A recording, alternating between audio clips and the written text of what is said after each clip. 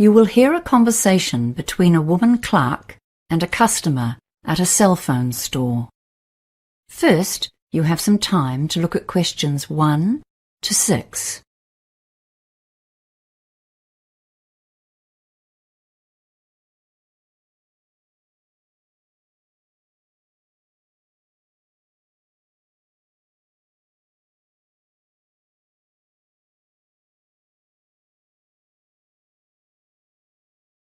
You will see that there is an example that has been done for you. On this occasion only, the conversation relating to this example will be played first. Good morning. What can I help you with today? Well, I've just moved here, and I need to get a new cell phone number. Okay, we've got both prepaid plans and 24-month contract plans. The woman clerk says there are 24-month contract plans. So contract plans has been written in the space. Now we shall begin. You should answer the questions as you listen, because you will not hear the recording a second time. Listen carefully and answer questions 1 to 6. Good morning. What can I help you with today? Well, I've just moved here, and I need to get a new cell phone number. Okay, we've got both prepaid plans and 24-month contract plans. I'll only be here for a year, so I think a prepaid plan is better.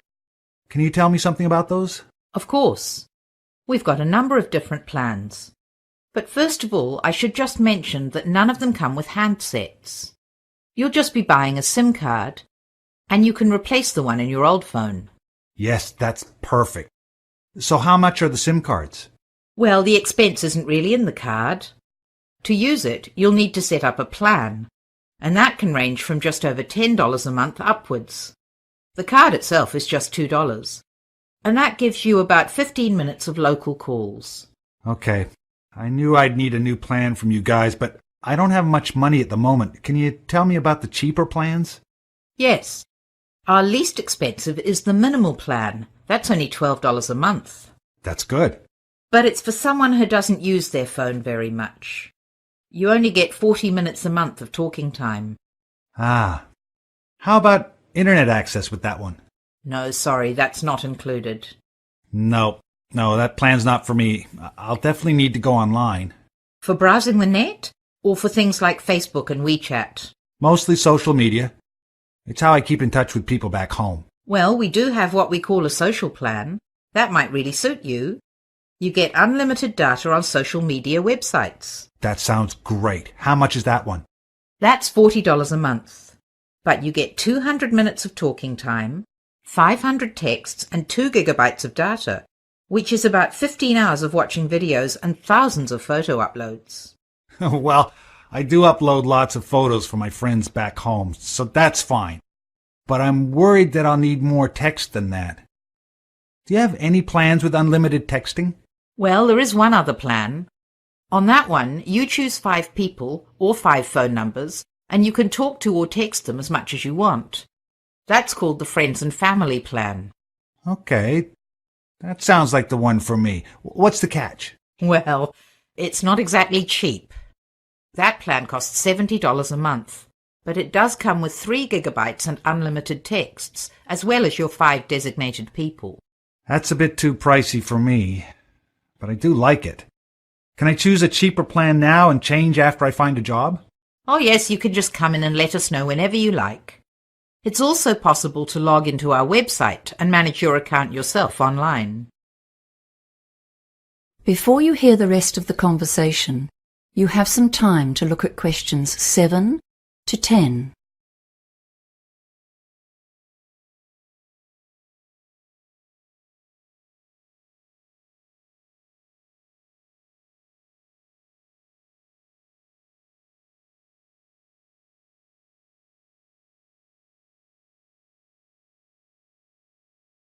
Now listen and answer questions 7 to 10.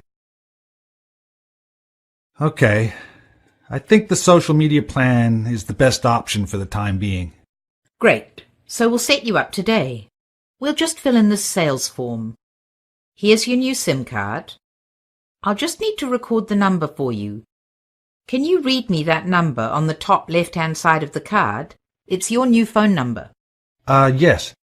It's 047-877-9233. Okay, I got it. So remember, that's your new number, so you should write it down as well so you can inform your contacts. Hold on to this package that the SIM comes in. There's information on that about how to contact us, just in case your phone gets lost or something like that. Oh, yes, that's important. So next, I'll need your name. Sure. It's Stephen. That's Stephen with a V. And my surname is Conway. That's Conway. Okay, that's cool. And your address, please? Well, at the moment, I'm living in temporary accommodation. Once I've found work, I'll be moving to a different place. Do you think that matters? Well, not really for now. But please let us know when you get a permanent address, okay? Yes, fine. So I'll give you my current address for now, then. It's 375 Thompson Avenue. Is that spelled Thompson?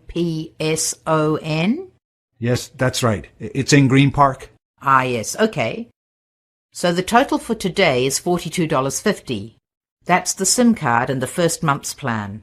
So just to confirm, I'll be able to get the SIM card today and start using it immediately? Yep, you've got the SIM card already. Oh, yeah, right, sorry. Now let me see if I have enough cash. 10, 20, 30. No, it doesn't look like I have enough. I guess I'll have to put it on my credit card. Here you are. No problem. Just a moment. So just sign here, please. Now, do you want help putting the SIM card into your phone? That is the end of section 1. You now have half a minute to check your answers.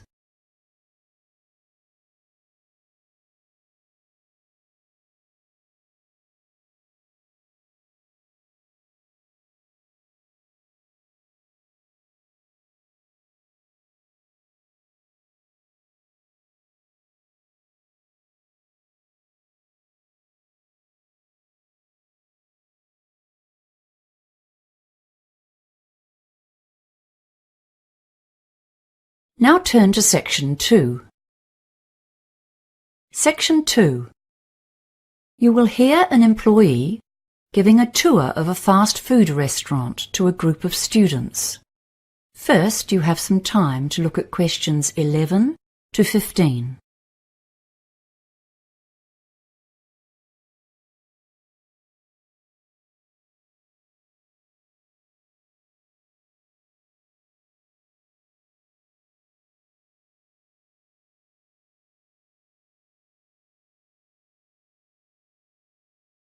Now listen carefully and answer questions 11 to 15. Good afternoon, everyone. Can you all hear me? Good. Let's go through to the kitchen now so you can see the full operation of the restaurant. First, I want to emphasize the importance of kitchen hygiene. It's crucial for our business reputation. On the wall here, we have a dispenser of plastic shower caps. Forget about fashion statements. Everyone who goes into the kitchen must wear one to protect against stray hairs getting into the food. Please take one and put it on now. Alongside it is the sanitizer. Again, you all need to use this and scrub your hands thoroughly before we go in. Also, please be aware that this is a working kitchen, so many of the counter surfaces inside could be hot. It's best not to touch anything as you go through, just in case. It's just basic safety and common sense. You'll notice the number pad on the door here. We have full security in the kitchen. Now that most people pay with a bank card rather than cash, there's no great concern about robbery. Again, it's our reputation that we are protecting here. We restrict access mainly because we need to be certain that our food cannot be contaminated and that our workers can get on with the job without interference from unauthorized people. Right, come on in. First, here's the storeroom. Our ordering systems are very efficient. The quantities in each burger must be exact. and this is ensured by the various food dispensers we use. For example, 20 mils of our famous home brand mayonnaise is dispensed in our most popular burger. So, at the end of the day, when I check how many burgers have been sold or binned, I know if the mayonnaise stocks are running low, and I can order more. Okay, now onto the operational side of things. Consistency is the key here. Every burger in any of the brand's restaurants should have the same quantities of the same ingredients, so that all our customers are sure of what they're ordering. Our delivery standard is to keep the customer waiting no longer than 2 minutes for their burger. That's truly fast food. We don't like wastage, so we analyze our sales statistics to predict the demand for each day, and even the times of day when there is most need. However, to make sure that we can meet the production targets, we can't avoid some waste. At busy times, sometimes there'll be a stack of 6 burgers in the warming rack. We know these won't stay at their best for long, so after 10 minutes, they must go into the bin. Another key area is efficient staffing. We have some full-time staff, of course, but part-time staff will do maybe 2 hours at noon and another 2 at 6, and other casual staff are on call at peak times.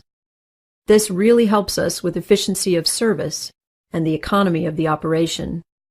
We train all our staff at all the different stations, but when we're busy, each member of staff works at one particular station, grilling the buns, cooking the meat, adding salad, cheese, and sauces, or packaging.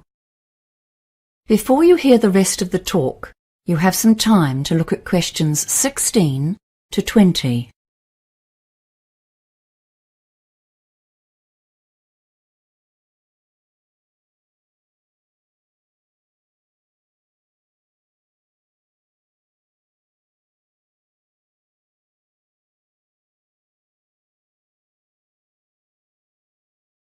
Now listen and answer questions 16 to 20. I'm sure you've all seen our famous paper tray covers. They're an important part of our marketing strategy. If you look on the reverse side, you'll see a food analysis of all our products, the grams of fat, the carbohydrates, and so on. You may be asking yourself, how can we be sure these are accurate? Well, quantities are a key issue here. With the ice cream, for example, we train our staff to serve exactly 150 grams of ice cream into a cone, and 200 grams into the plastic cups. This allows us to oversee our stocks for reordering and also gives reliability. The key aspect for us, though, is that we are being accurate about nutritional information. This is so important that head office sends us secret customers. They will take an order back to a table and weigh and measure the ingredients. Okay, now on to sales. On our left, you can see the 2 women wearing headphones. They communicate with each other, with the public, and with the food preparation team. The drive-through that they're servicing is a very important part of our business. In fact, it generates 1/3 of our revenue. The other 2/3 comes from restaurant visitors, and about 20% of that comes from our themed children's parties. Now we'll look at another aspect of our service. Just cluster around this till. The till is the point of sale, and as you see, our products are pictured on the keyboard as well as named. The till operator just taps in the client's order by choosing the correct picture. As soon as the order is confirmed by cash or card payment, it appears on 2 screens, one above the cooking areas and one behind the servers. This dual system means that the staff at the cooking stations get good notice of any buildup in demand, and the servers have an on-screen reminder of the earlier orders they've taken. They can also use this to prepare any drinks or ice creams that customers have ordered. When the hot food is delivered, the order is complete, so they delete the entry on that screen. That keeps everything instantly up to date. Now That is the end of section 2. You now have half a minute to check your answers.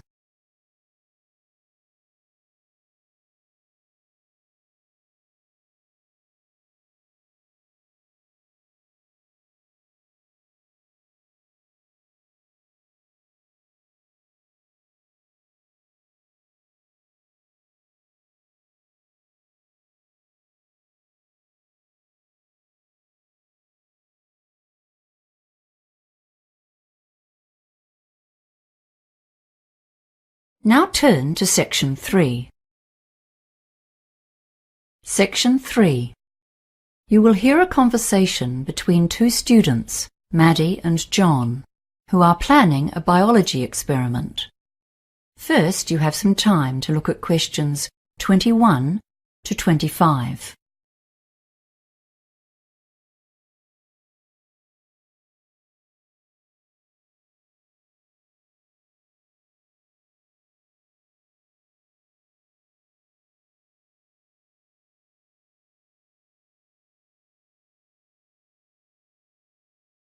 Now listen carefully and answer questions 21 to 25. Okay, John.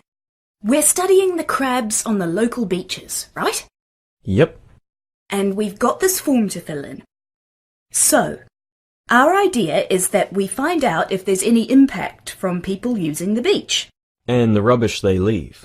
And there's other rubbish too, like from passing boats. Oh, right. So our experimental hypothesis is that people's use of the beach impacts on the crabs living in the sand. To include everything, we probably need to write down human activity. Fair enough. I agree. Okay, so what are we including as our variables? Of course, the first one has to be the overall number of visitors to the beach, right? Yeah. On the form I'll call that visitor numbers. Okay. And then another one is time of day. Yeah. I think Mr. Ben said we need to look at the beach when it's busy in the daytime, when people are running around. Those four-wheel bikes are charging up and down, so the noise levels are really high. Yeah. And again at night when it's quiet. Okay, fine. And I was wondering... What? What if some of the rubbish and food that people leave round is actually tasty for the crabs? Good thinking. So another variable is whether people actually feed the crabs without meaning to. How can we phrase that? People feeding the crabs? No, that won't do. They're not doing it on purpose. How about, food left on the beach? Yes, okay, but can we make that shorter? How about edible rubbish? Yes, good. So we need to have several beaches, don't we? You know, at least one that's hard for people to get to, that has almost no rubbish, and others with more visitors. Yes, that's right. Though, of course, there'll still be floating stuff from the sea on all the beaches and pollution from the passing boats, won't there? True. I guess we have to take those as constants. Well, we have 3 beaches to work with. The first one is the busy beach right in the town alongside the promenade. That'll be perfect for the high-use one. Right. Then there's the little bay around the corner that you can only reach on foot by going over the hill. So I guess not so many people visit that one. No, but some do. It's quite popular in summer for picnics. Yeah, so it gets a little use, but not that much. And do we have one where no one goes, as a control? Well, Mr. Ben has asked a farmer to let us go across his land to another one the public never gets to. Ah, right, I remember. It's called Sandy Point, isn't it? Yeah, that's right. Before you hear the rest of the conversation, you have some time to look at questions 26 to 30.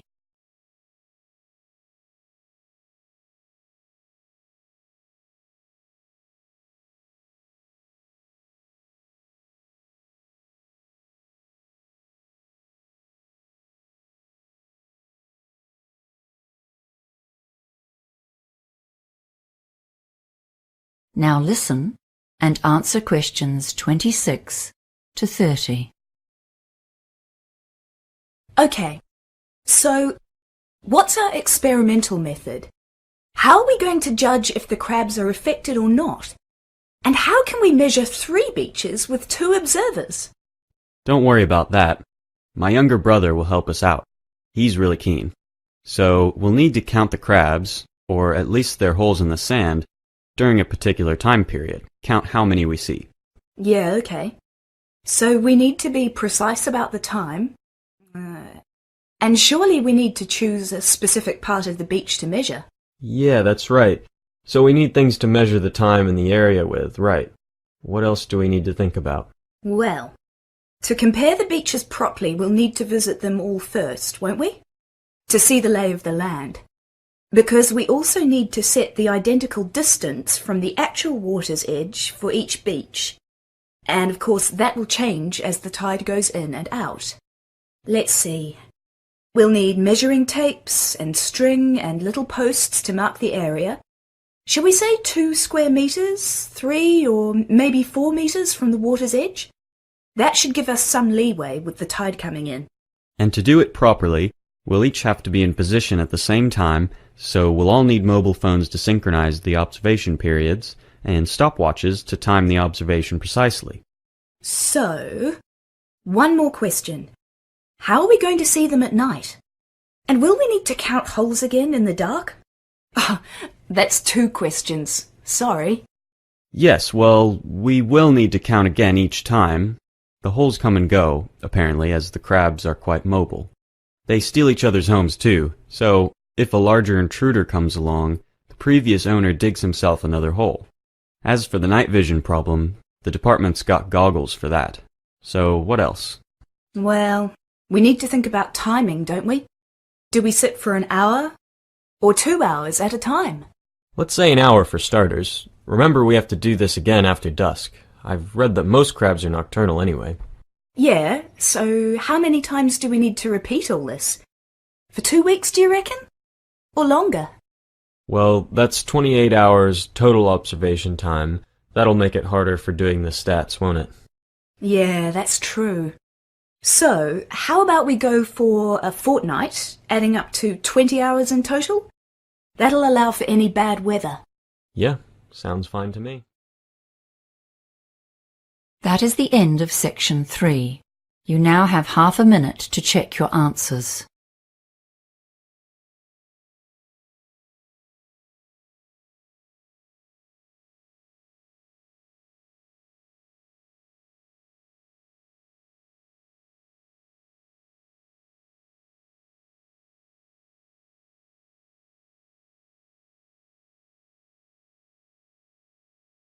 Now turn to section 4. Section 4. You will hear a talk on the topic of world mythologies. First, you have some time to look at questions 31 to 40.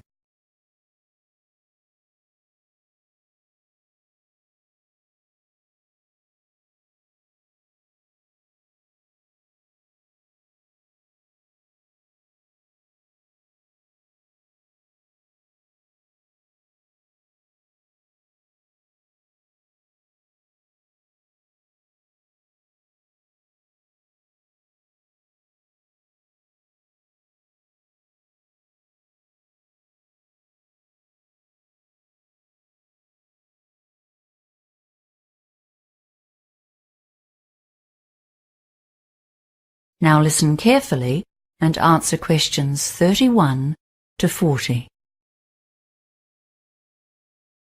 Today's lecture is about some of the common themes in world mythologies. Why do all cultures invent mythologies, and what do they have in common? Well, firstly, these stories provide explanations for the questions we all ask. How was the universe created? Where does the sun come from? What are the stars? A mythology is not the same as a religious doctrine, but nevertheless, most mythologies describe the creation of the world and how it was populated with people and animals. Mythological heroes are usually godlike characters with superhuman abilities and qualities, though they are not always benevolent. Some of them are jealous, proud, and deceitful, just like the humans who invent them. Although they are fantastical, the stories are accepted as a psychological reality by the cultures that create them. However, mythology has more than psychological meaning. Here's one example. In the period of ancient Chinese history known as the Warring States, China was changing. But the traditional mythologies reinforced the old political order. The emperor's chief minister noticed that some scholars were undermining the emperor by travelling through the country telling the old legends to the common people. Their stories were exerting a powerful influence on the community. The emperor forbade the telling of myths and commissioned the writing of new stories that supported his political ideas. Do not dismiss mythology as being old-fashioned and irrelevant to modern society. For example, George Lucas's Star Wars saga is a powerful retelling of an ancient mythological theme. When Luke Skywalker's story begins, he is an exiled and orphaned member of royalty, who is then called to an adventure where he meets the powerful wizard Ben Kenobi. During his quest he overcomes many dangers, slays the evil character Darth Vader, and rescues his beautiful sister Princess Leia. So you can see that we're still busily creating new myths in the form of movies, comic books, and science fiction stories. This retelling of ancient legends speaks to us all at any age, as do the old stories that we have inherited from our own cultures. Stories from widely different cultures bear a strong resemblance to each other, and one of the best examples of this is the striking similarity of creation myths from around the world. In some of these stories, such as those from some American Indian tribes and the Aboriginal Australians, there is a creature, for example a crab or a giant tortoise. This creature dives into the ocean and retrieves a small piece of earth from which everything else is created. Water and earth are the two most common elements in all the creation myths. However, in many creation myths, the world starts in a state of chaos, or a void, where there is no delineation of earth and sky. In Norse mythology, for example, a supernatural human being emerges from this void, and mountains, rivers, and earth are formed from his flesh and blood. This godlike creature is called Ymir. This creation of natural features from the bodies of the gods is a common thread in other creation mythologies, such as those of Mesopotamia.